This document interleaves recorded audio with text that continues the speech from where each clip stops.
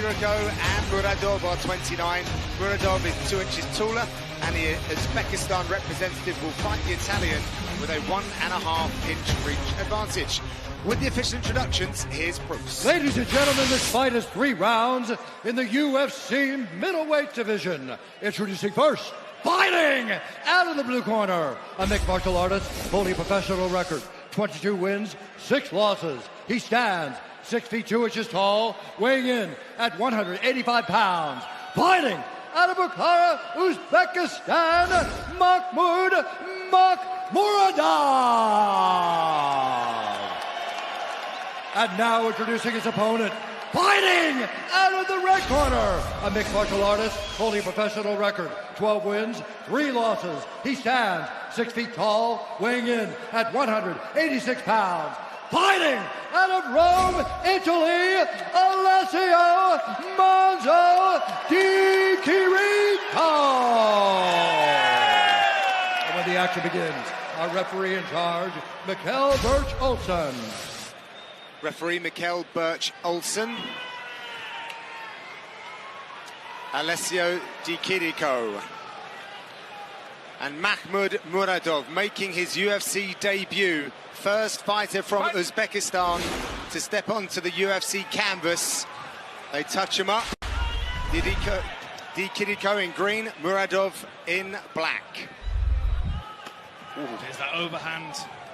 Both of these guys have got a wicked overhand right. And you can see Di Chirico's trying to pat down that lead hand already of Mach.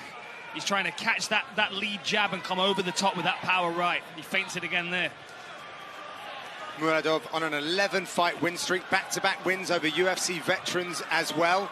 When I caught up with him earlier this week, he was taking everything in his stride. He was a very confident man indeed. Aligned with Floyd Mayweather as well, part of the Team Money team. This guy's got over like 600,000 Instagram follows. Insane. So a lot of supports representing Czech Republic as well as Uzbekistan. That's where he hones his craft. Ooh. Yeah, it's going to be the overhand right show. They're just going to trade overhand rights today. Until somebody falls down or gets taken down. Yeah.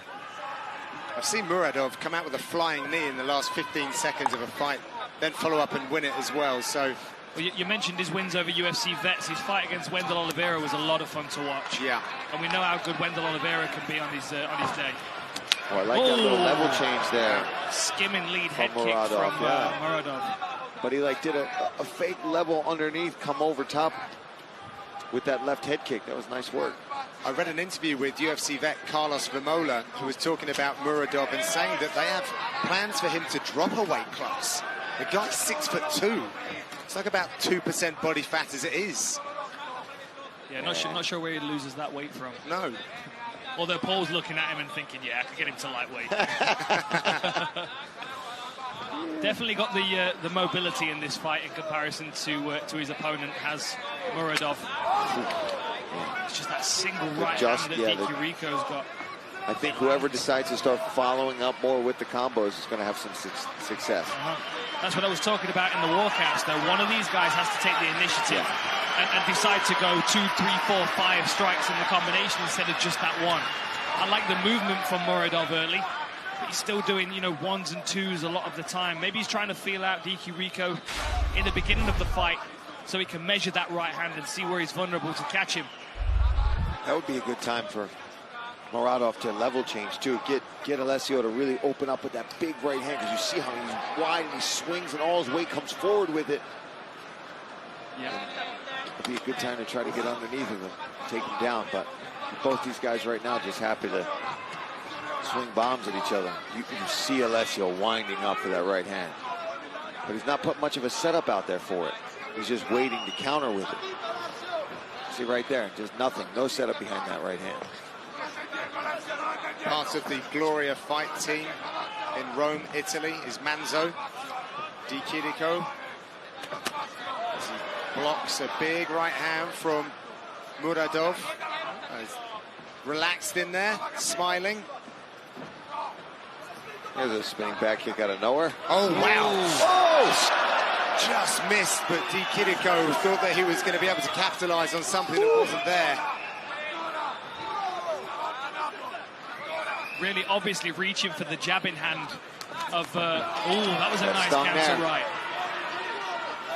We'll see as Muradov moves in, you'll see constantly Di Chirico reach for that jabbing hand to try and catch it. He's bringing that a long way away from his face as a blocking hand. Something that Muradov could potentially exploit if he starts to spot it. And I think for Di Chirico, yeah, he's got to use that left hand to bait Makhmet into that right hand, right? If he could start slapping with his left hook, or like he did his there, where he level changed. Nice takedown attempt. Is it on that same? Nice work there from. That was almost celebrated though by Muradov as well. So they were, looks like they were expecting the takedown of the Italian. Good head movement there. Yeah, the speed advantage. Definitely from Muradov, right? Yeah. He's expecting the right hand now, which allows him to be a bit more aware of what's coming back in his direction and able to slip out of the way of it.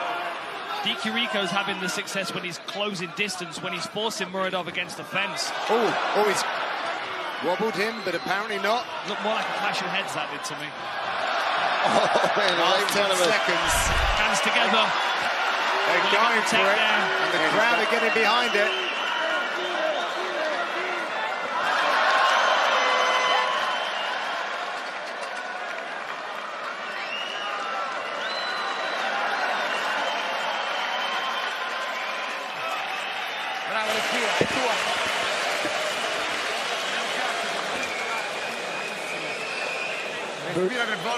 Breathe.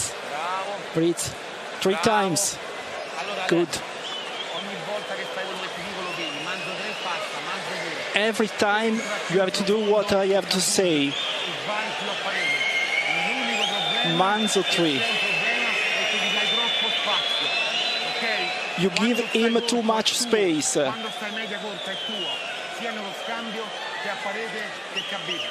Close the distance. You have to advance. You have to advance more. Keep your hands up. Looking for the right hook.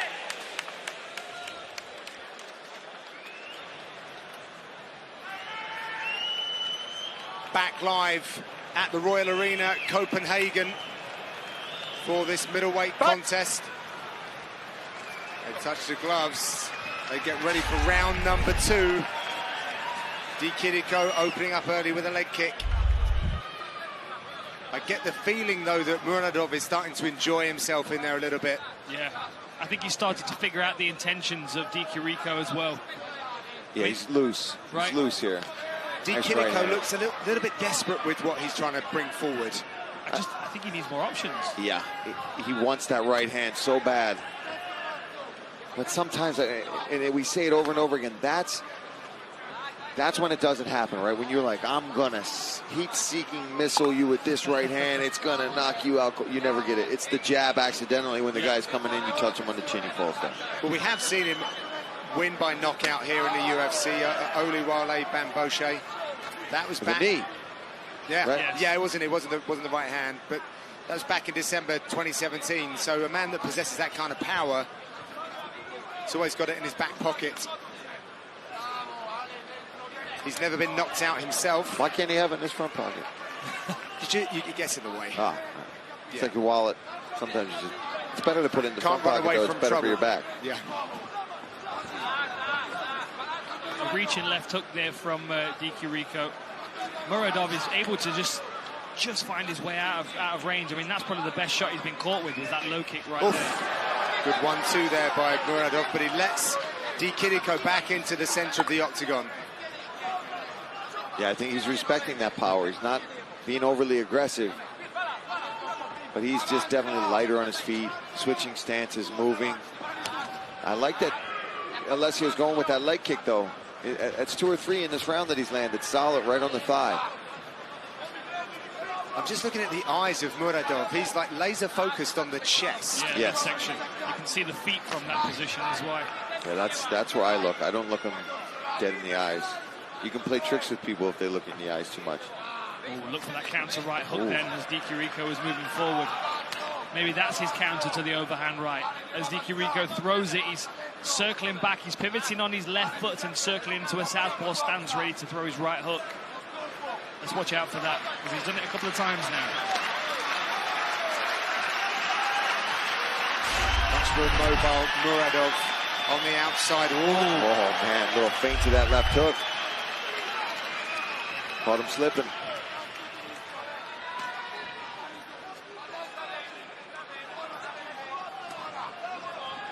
Even if he threw the right hand a little straighter, I think he would have more success. There's such an arc to it. It's giving Muradov a window to escape. And Muradov, on the other hand, is throwing it straight. He's throwing that left hook and then like a laser down the middle. Most of them being blocked by Alessio, but he's having more success at least knocking him off balance with them as well. Who we think is going to shoot for the first takedown? Oh, I think Muradov's going to level change in a minute. I wouldn't be surprised. He's got a good power double. He would drive somebody right across the octagon if he closes the distance. That cut's opened up a little further on Dikirico's eyebrow. Looks like it's winding those shots up as well, right. Dan. Oh boy. But he's hitting a lot of air right now. Yeah. My coach would have said to me, you might as well have sent me a letter or a postcard that you were going to throw that shot. Now it would be a text message. Yeah. Too quick. Snapchat. We'll use pigeons back home. Still nice right hand over the top there from the Uzbekistan fighter. Well, that right hand found its way around the guard. He could do with adding a left hook to it, but it seems to be the last punch he can throw, the fullest extent of his reach from where his feet are when he throws the punch. Oh, there we go. There's the left hook. Oh, mama. God. They are just in range, swaying just out.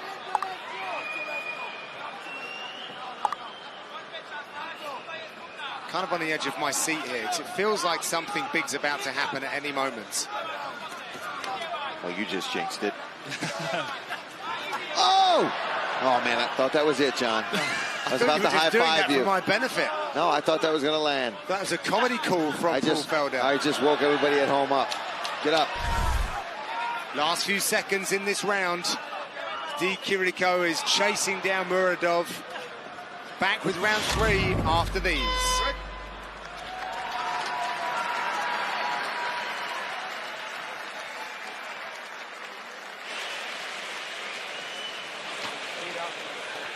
Breathe. Breathe.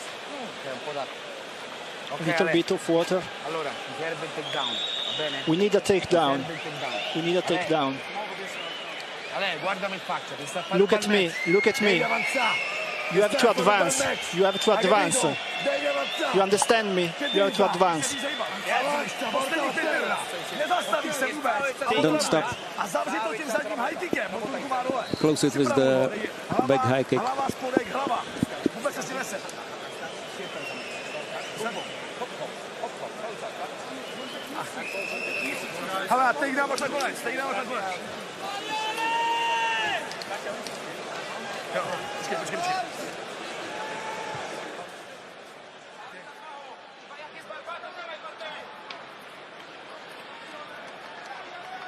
Back in Copenhagen for the third and final round of this middleweight contest.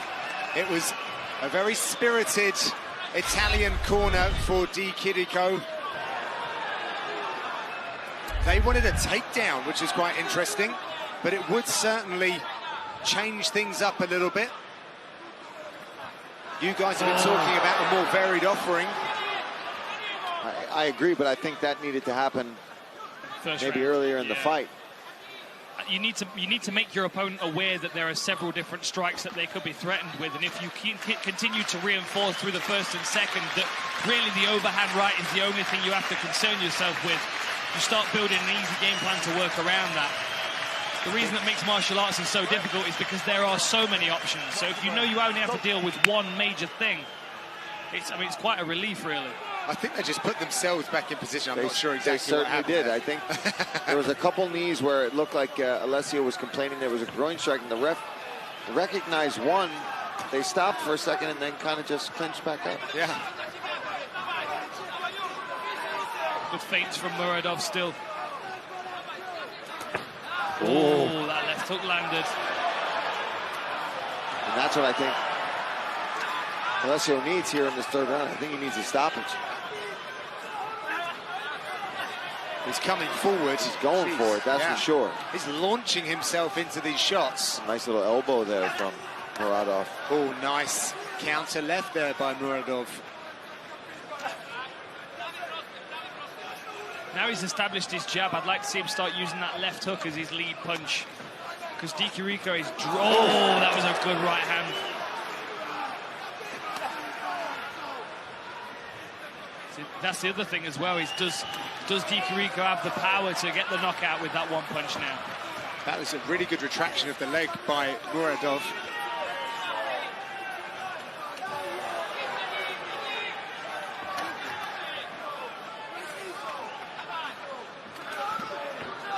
Ooh. Left hook landed again for Di Chirico. He's got to keep on that pressure if he wants to fight. To an elbow, perhaps. This is his opportunity, but again, the corner asks for the takedown, but he's seemingly just trying to get into positions where he can do damage. Halfway through the round. Nice little up elbow there.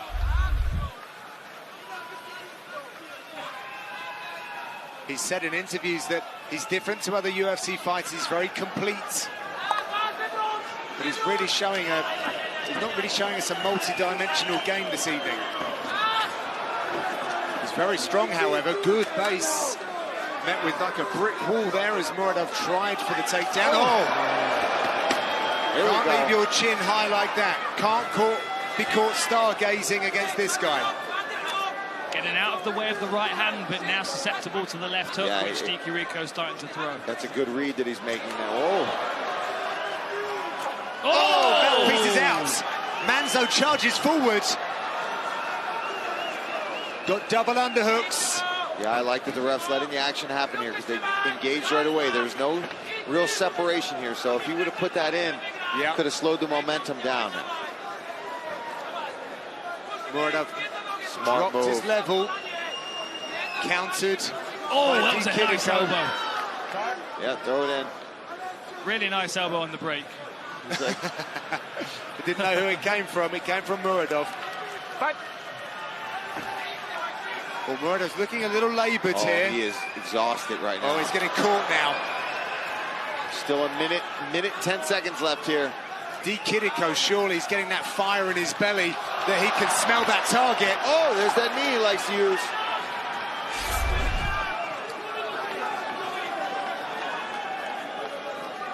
Much better strike count for Di Chirico in this final round. He's more about the power than the high outputs. Gets his chin check there. But having more success since he started adding more punches to his combination.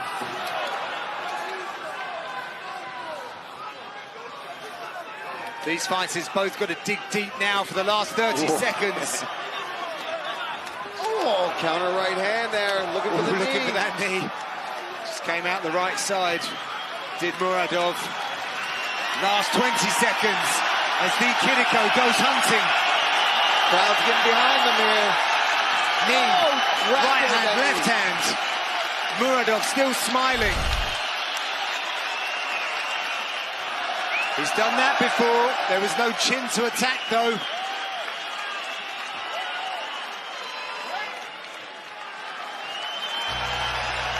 And apparently that is the end for that fight. We have to wait for the judge's decision.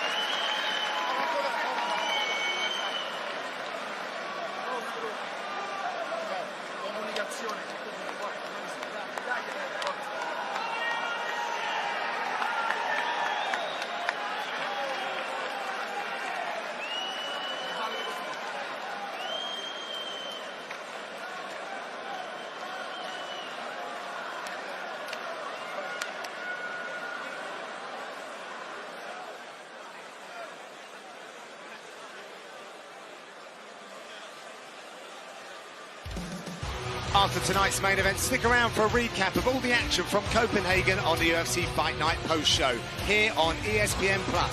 Karen Bryant, T. Wood, Laura Sanko break it all down after the main event. Time now, however, to get it inside the octagon to Bruce Buffer. Ladies and gentlemen, after 3 rounds, we go to the judges' scorecards for a decision. All 3 judges scored this contest 29-28 for the winner by unanimous decision, Mahmoud Makhmouradov. Congratulations to